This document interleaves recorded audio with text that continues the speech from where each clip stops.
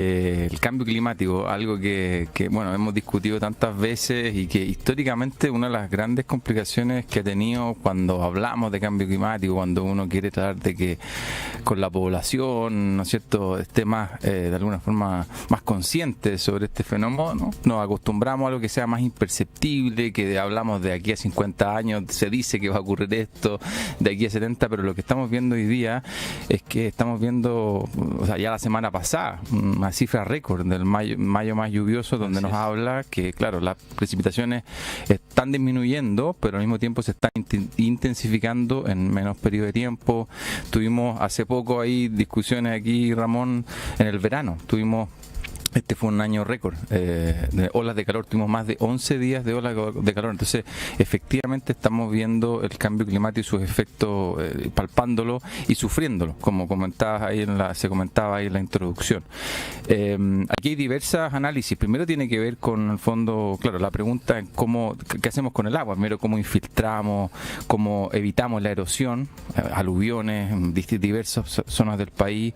También cómo limpiamos el agua, digamos, muchas de esa agua termina en los ríos, termina en el mar, con los aceites, en fin, que se recogen de las calles, se termina contaminando, pero también efectivamente el problema de los cables, cómo esto también hace crisis con otro tipo de infraestructura de la ciudad que es fundamental para el funcionamiento. Entonces, aquí varios temas. Con respecto al tema de los cables, claro, del año 2019 se generó esta ley que se llama Chao Cables, sí, que era una ley que estableció que básicamente era responsabilidad, ¿no es cierto?, de las compañías sacar los cables, y con eso se esperaba que, junto con un tema de limpieza estética, también hubieran menos problemas. Digamos, parte importante de los dramas que habían es que habían millones de cables, gran peso, ¿no es cierto?, problemas también de que se pasaban a hallar muy fácilmente. Y por otro lado, claro, existe hace aproximadamente un año una nueva ley que trata de que justamente las empresas se hagan cargo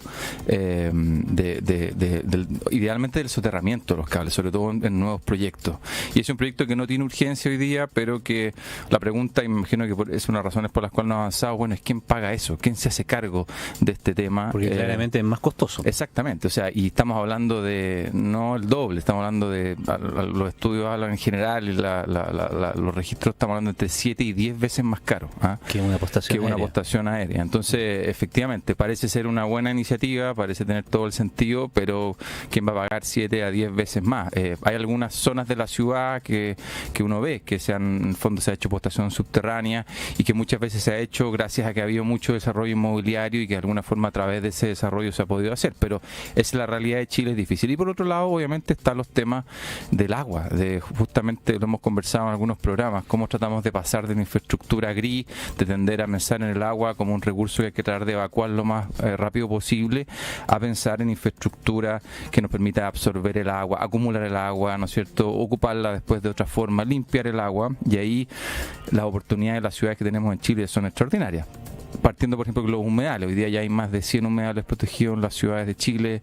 Por otro lado, el tema de los techos verdes, el año 2019 se amplió las posibilidades que habían de ejecución de techos verdes de un 20 a un 75% de la superficie que se puede ocupar, pero no tenemos hoy día incentivo. Entonces, por más que se amplió esa posibilidad, no hay muchos proyectos de techos verdes, y por lo tanto ahí también podemos, sobre todo en algunas zonas, ocupar esa infraestructura para disminuir los caudales.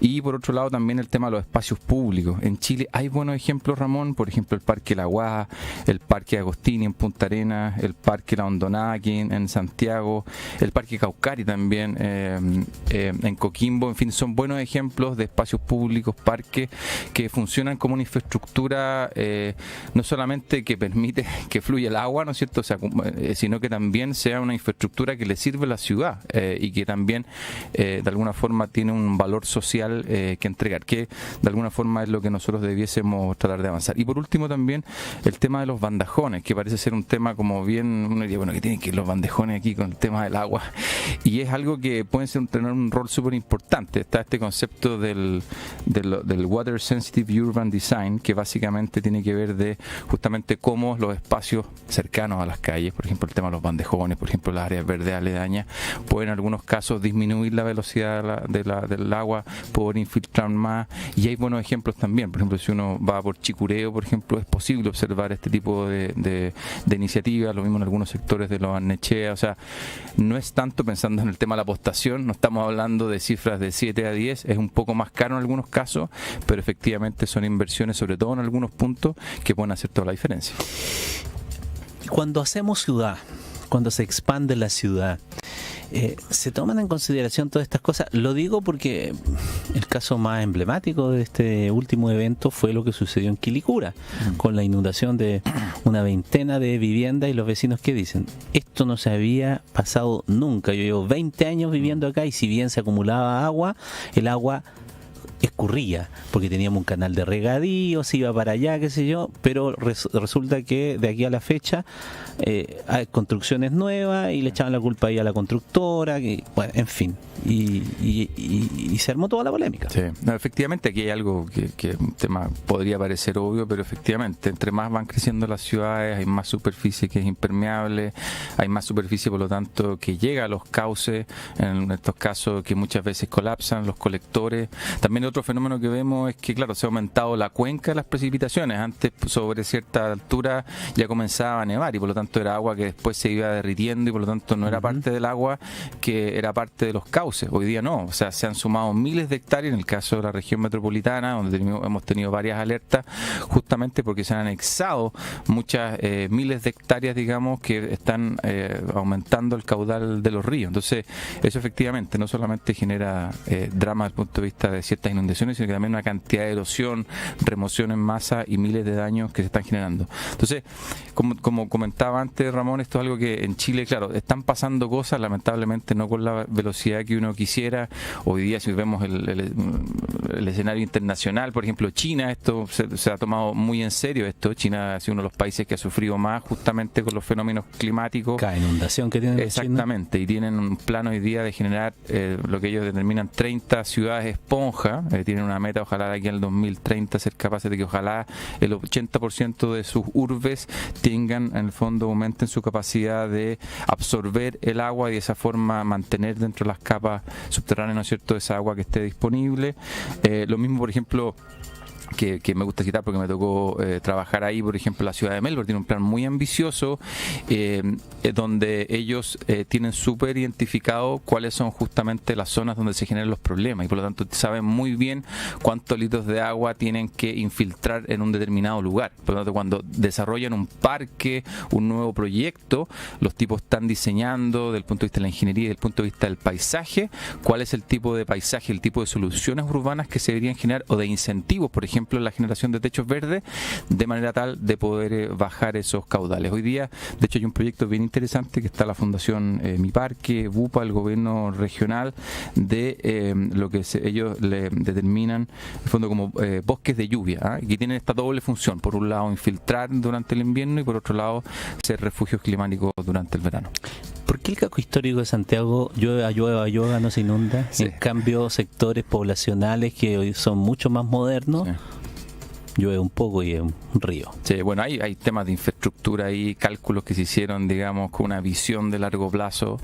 Y por otro lado también, y es parte también de los temas que al menos a mí me produce ya angustia, que efectivamente tenemos muchas zonas urbanas donde las calles son muy estrechas, prácticamente si es que hay veredas son muy estrechas, no hay espacio para poder poner árboles, los sitios son pequeños y por lo tanto la constructibilidad de los terrenos es prácticamente un 100%, o sea, tiene 100% de impermeabilidad. Si eso le sumas también infraestructura, digamos, sin una mirada de largo plazo, el resultado es que los colectores de agua no dan abasto. Entonces, efectivamente, ahí los pocos espacios públicos que hay, las pocas posibilidades hay que de poner árboles, pueden marcar la diferencia. Un árbol puede acumular muchísima agua dentro de sus copas, un parque, si lo pensamos, idealmente, al contrario de que muchas veces diseñamos en Chile, que las áreas verdes estén más abajo de la altura de la calzada, quiere decir que tienen oportunidades de que esa agua baje y se acumule, sobre todo en los grandes picos de que el agua avanza, por así decirlo, y de esa forma tratar de disminuir en forma considerable el tema. En fin, como lo hemos discutido, Ramón, cambio climático, como he visto, estos impactos de lado a lado, desde las olas de calor, lo que estamos viendo hoy día es con el tema de la lluvia, con los colapsos de la infraestructura, es un tema que debiese abocarnos cada día más, y es parte también de la misión que estamos jugando nosotros como Corporación Ciudad. No solamente quedarnos en los diagnósticos, sino que ayudando a los municipios a tratar de levantar alternativas de proyectos.